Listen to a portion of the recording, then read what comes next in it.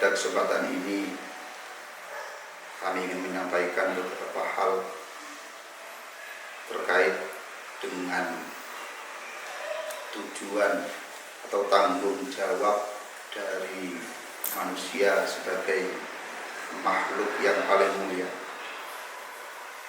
Tentu berbicara tanggung jawab, setiap manusia memiliki tanggung jawab di hadapan Allah Subhanahu wa Ta'ala. Maka disampaikan dalam sebuah ayat, Inna aradnal amanata 'alas samawati wal ardi wal jibal abaina ay yahmilnaha wa ashfaqna minha fahamalaha al-insanu innahu kana zaluman jahula. Dalam sebuah ayat tersebut disampaikan bahwa Allah menawarkan sebuah tanggung jawab, menawarkan sebuah amanat kepada langit, kepada bumi, kepada gunung. Tapi makhluk-makhluk tersebut tidak mau menerima amanat yang diberikan oleh Allah. Mereka menolaknya. Fahamalahal insan. Kemudian manusia mengemban, menyanggupi amanat yang diberikan oleh Allah kepadanya. Ketahuilah, di dalam akhir ayat disampaikan, innahu kana zaluman jahula, bahwa manusia itu zalim, bahwa manusia itu sangat bodoh. Dari ayat di sini, kalau kita telusuri dari sejarahnya, pada waktu ayat ini turun, lamma uridatil amanatu ala Adam, ketika amanat diberikan kepada Nabi Adam matur datang Gusti Allah. Terus pun di maturi Nabi Adam datang Allah, innas samawati wal arda wal jibala ma'a utmiha wa sa'atiha lam yutik hamlaha. Langit, bumi, dan juga gunung, padahal ketiga makhluk ini merupakan makhluk yang besar. Langit besar, bumi besar, kemudian gunung juga besar. Mereka tidak mampu untuk mengemban amanat. Mereka tidak mampu mengemban amanat yang diberikan oleh Allah. Fa kaifa ahmilu anha ma'adufi. Kata Nabi Adam, bagaimana saya bisa mengemban amanat ini padahal saya termasuk makhluk yang lemah. Allah kemudian menjawab, alhamlu minka wal qudratu minni. Yang mengemban kamu Adam, tapi yang memberikan kekuasaan sepenuhnya adalah saya, Allah Subhanahu wa Ta'ala. Dilihat dari ayat tersebut bahwa manusia, semua manusia yang diciptakan oleh Allah pasti menanggung amanat. Pasti.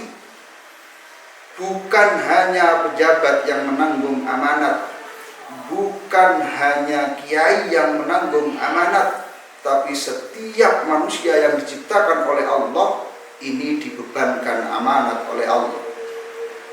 Ulama ahli tafsir memberikan pernyataan bahwa yang dimaksud dengan amanat ini macam-macam. Satu ulama ahli tafsir mengatakan bahwa amanat adalah as-shalawatul khamsi atau as-shalawatul khamsu. Salat 5 waktu adalah amanat. Kenapa kok dianggap sholat 5 waktu sebagai amanat? Karena di dalam Al-Quran banyak disampaikan aqimis sholat, perintah mendirikan sholat, wa aqimus sholat, innas sholata alal mu'minina kitaban mawquta. Banyak ayat yang menjelaskan tentang perintah sholat. Perintah sholat yang diberikan oleh Allah, kemudian oleh ulama ahli tafsir, dijadikan sebagai tafsir daripada amanat. Maka pada waktu sahabat Ali ini masuk ke dalam waktu sholat, beliau pasti berkata, qad ja'atil amanatu, sungguh sudah datang waktu amanat. Sungguh sudah datang waktu amanat. Qad ja'a waktul amanah, waktu amanat sudah datang. Allati hamalahullahu allati arradahallahu ta'ala ala samawati wal ardi wal jibal, di mana amanat pertama kali dibebankan kepada langit, amanat pertama kali dibebankan kepada bumi, tapi mereka semua tidak mampu mengemban amanat ini. Fahamal tuha ma'adufi, kemudian saya, kata sahabat Ali, menanggung amanat yang berupa sholat, padahal saya lemah.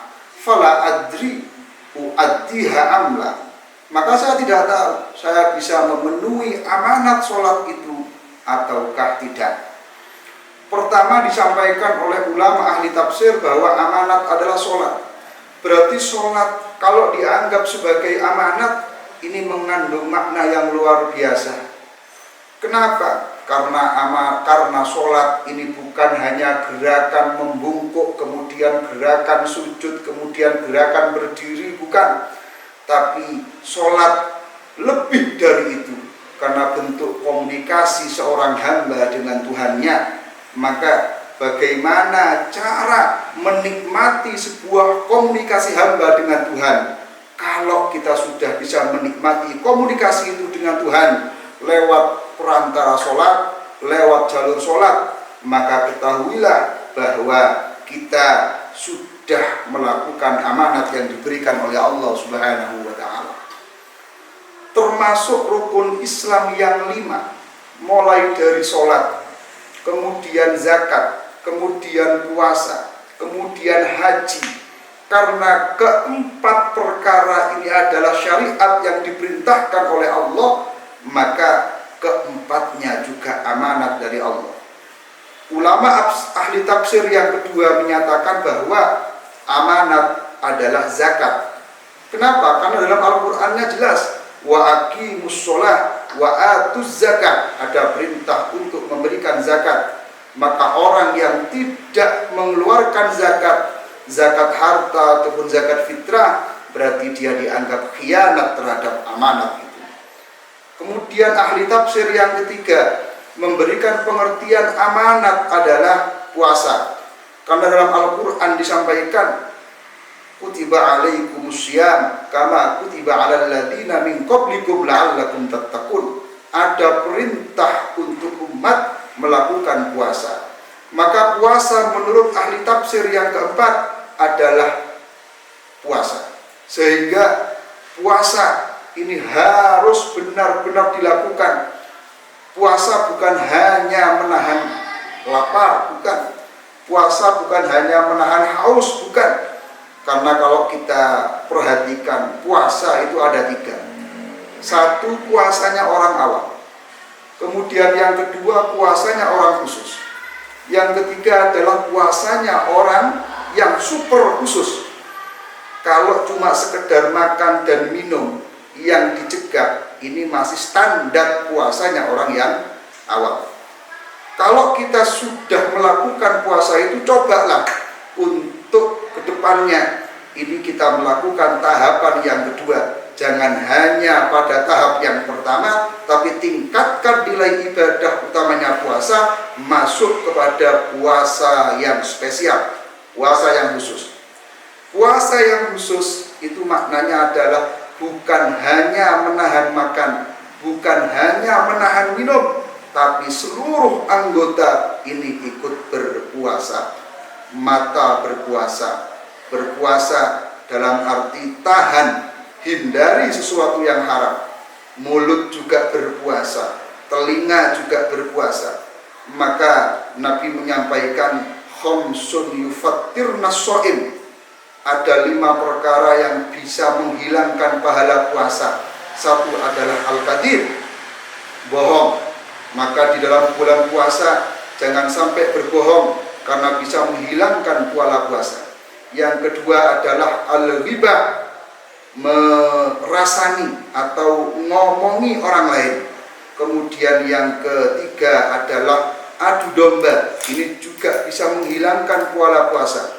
Kemudian melihat sesuatu yang diharamkan, melihat perempuan yang bukan mahramnya, melihat gambar dengan cara syahwat, ini puasanya sah, tapi pahala dari puasa tidak didapat. Yang kelima yang bisa menghilangkan pahala puasa adalah al-yamin al-kadhib, sumpah serapah, sumpah yang bohong, sumpah yang serapah. Ini juga bisa menghilangkan pahala dari puasa. Yang terakhir adalah amanat. Yang dimaksud oleh ulama ahli tafsir adalah ahluhu wa auladuhu. Maka perlu kita ingat bahwa anak kita, keluarga kita ini merupakan amanat yang besok akan menjadi pertanggungjawaban kita di hadapan Allah. Sehingga dalam sebuah kitab disampaikan, awwalu ma yata'allaqu birrajul yaumal qiyamah ahluhu wa auladuhu. Besok di hari kiamat, sesuatu yang berhubungan pertama kali pada seorang hamba adalah pertanyaan tentang keluarganya, pertanyaan tentang anaknya. Kenapa anaknya tidak sholat? Kenapa anaknya tidak bisa ngaji? Ini menjadi tanggung jawab dari orang tua. Sehingga dalam kitab itu pun juga disampaikan bahwa ketika anak tidak sholat, ketika anak tidak bisa ngaji, kemudian dimasukkan oleh Allah ke dalam neraka, maka anak akan protes. Protesnya gimana? Jangan dulu Allah, sebab saya tidak bisa sholat, sebab saya tidak bisa ngaji, karena orang tua saya tidak pernah menekankan saya ikut ngaji. Kitab ini disampaikan dalam kitab Al-Jawahir. Maka sudah jelas bahwa keluarga, anak, baik anak kandung ataupun anak didik ataupun santri-santri kita, ini adalah amanat dari Allah. Jangan sampai kita semua khianat terhadap amanat yang Allah berikan kepada kita. Entah Allah menitipkan kepada kita anak yang banyak, santri yang banyak, harta yang banyak. Allah menitipkan jabatan kepada kita, jabatan apapun, jangan sampai khianat terhadap Allah. Sebab kullukum ra'in wa kullukum mas'ulun an ra'iyatihi. Besok di hari kiamat, manusia akan dimintai pertanggungjawaban oleh Allah tentang amanat yang dibebankan kepada manusia. Itu yang bisa kami sampaikan. Semoga bermanfaat untuk semuanya. Sekian, wabillahi taufiq wal hidayah wal ridha wal inayah. Wassalamualaikum warahmatullahi wabarakatuh.